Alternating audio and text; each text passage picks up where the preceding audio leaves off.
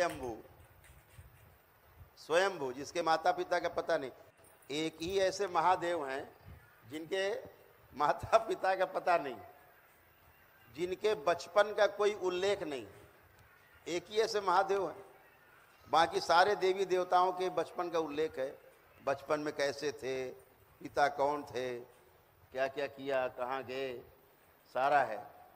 लेकिन एक महादेव हैं जिनके बचपन का कोई उल्लेख नहीं। क्यों नहीं? क्योंकि वो है ही नहीं। जब वो है ही नहीं तो बचपन कहाँ से? वो तो नित्य वर्तमान है, वो तो नित्य वर्तमान है, सदा सदा से हैं, सदा सदा हैं और सदा सदा रहेंगे। तो इसलिए उनका बचपन नहीं, कोई किस्से कहानी नहीं। ठीक है, सारी किस्से कहानी वो कहते हैं कि मैं ही जीवन देता हूँ, मैं ही मौत दे देता हूँ। अब बताइए, अब कितना विरोधाभासी है। कहते मैं ही देता हूँ, मैं ही छीन लेता हूँ। वो कह रहे, साफ साफ कह रहे हैं, एकदम उल्टी बात कि मैं ही अच्छा कर देता हूँ, मैं ही बुरा कर देता हूँ, मैं लिख देता हूँ, मैं मिटा देता हूँ। तो कुछ भी, अब ये तो कुछ भी करेंगे फिर। इसीलिए कहा भोलेनाथ। इसीलिए जब भोलेनाथ वरदान दे के फंस जाते हैं तो शिव जी को बचाने के लिए कौन आता है भोलेनाथ को? विष्णु जी। कि भैया ये तो फंसा दिया इन्होंने वरदान दे के, इन्होंने वरदान दिया और सबको फंसा दिया।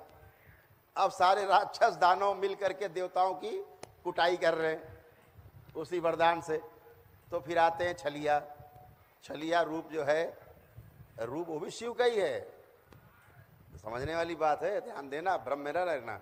अलग अलग कुछ भी नहीं है, रूप हैं, रूप हैं, वो भी शिव का ही रूप है, विष्णु।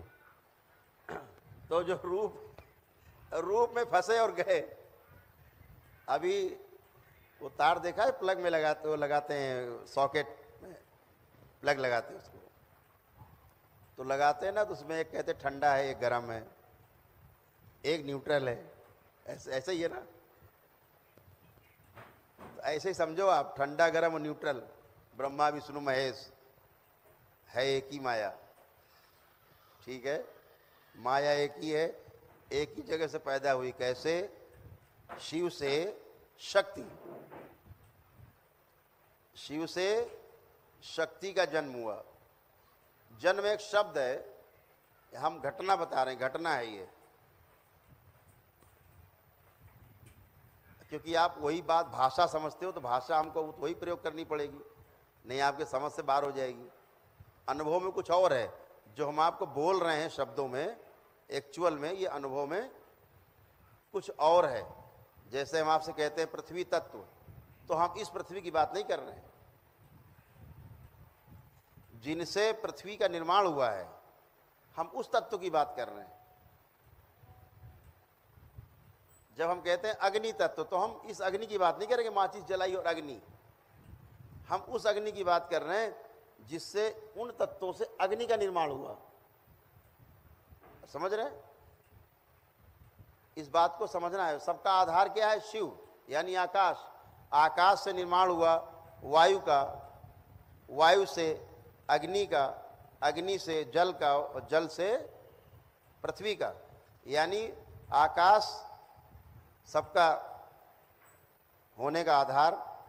जब वायु बनी तो इसमें आकाश के गुण मौजूद हैं वायु में, और जब अग्नि बनी तो इसमें आकाश और वायु के गुण मौजूद हैं अग्नि में, और जब जल बना तो इसमें आकाश, वायु और अग्नि, इन तीनों के गुण मौजूद हैं। और जब पृथ्वी तत्व बना, पृथ्वी बनी, तो इसमें पिछले चारों के गुण मौजूद हैं। तो हम जब तत्व की बात करते हैं तो समझने के लिए बात करते हैं कि पृथ्वी तत्व है ये, और ये तत्व है और वो तत्व है। लेकिन जरा अनुभव में कुछ थोड़ा सा आप अनुभव कर पाएंगे जब आगे, तो आपको सब पता लगेगा कि क्यों कहा है महर्षियों ने कि बताया नहीं जा सकता शब्दों में। उनकी अपनी हिचक रही है कि बताने में कुछ फर्क पड़ जा रहा है, कुछ अंतर पड़ जा रहा है, इसलिए वो भ्रमित होते रहे कि हम सत्य नहीं बोल पा रहे हैं। और सत्य को तब समझा जा सकता है कि हम यहाँ बैठे, आप यहाँ बैठे, समझ रहे हैं। अभी हम यहाँ बैठे, आप वहाँ बैठ जाओ 1 किलोमीटर ऊपर, तो बात नहीं समझ में आएगी। या आप यहाँ बैठे रहो, हम चढ़ जाएं जरा 1-8 किलोमीटर ऊपर बैठ के बोलें आपको, बात नहीं समझ में आएगी। जब तक बराबर से बात का मंच ना हो, बात समझ में आती नहीं। समझने के लिए शब्द जो है सूचना के लिए है, केवल सुनने के लिए, क्योंकि शब्द ही शुरुआत है। इस पूरे पृथ्वी पर, पूरे ब्रह्मांड में जो रचना हुई, पहले शब्द से ही हुई। पहला शब्द ही है, ध्वनि है, ठीक है ना। तो इस पे आपको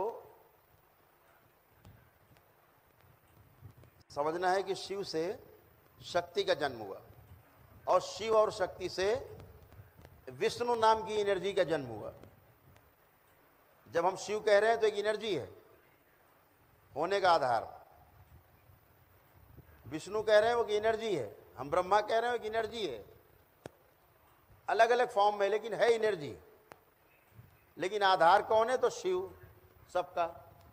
तो शिव से जन्म हुआ शक्ति का, माँ जिसे कहते हैं, क्रिया होते हुई दिख रही है ना। तो शिव से शक्ति का जन्म, शिव और शक्ति से विष्णु का जन्म, फिर विष्णु से माँ महालक्ष्मी का जन्म, फिर विष्णु और महालक्ष्मी से ब्रह्मा का जन्म, ऐसे ब्रह्मा से फिर सरस्वती का, ऐसे क्रम है। तो कहाँ पहुँचे पीछे जा कर के? सब शिव से ही निकले, शिव में ही हैं और शिव में ही समाये हुए हैं। सब कुछ शिवमय है, सब कुछ, और वापस जाके शिव में ही मिल जाना है, ठीक है। तो इसलिए अलग अलग कुछ भी नहीं है। कभी मत देखो कि वो देवी देवता अलग है, वो अलग है। ये काम के लिए अलग है। जैसे एक फैक्ट्री है, कोई चपरासी है, कोई लेबर है, कोई गेटमैन है, कोई सुपरवाइजर है, कोई फोरमैन है, कोई मैनेजर है, कोई मालिक है। कुल मिला के एक फैक्ट्री है, कुल मिला के एक फैक्ट्री है, काम कर रही है, उसकी एक बैलेंस शीट है। तो ऐसे ही सब एनर्जी हैं, सारी एनर्जी का अपना अलग अलग काम है।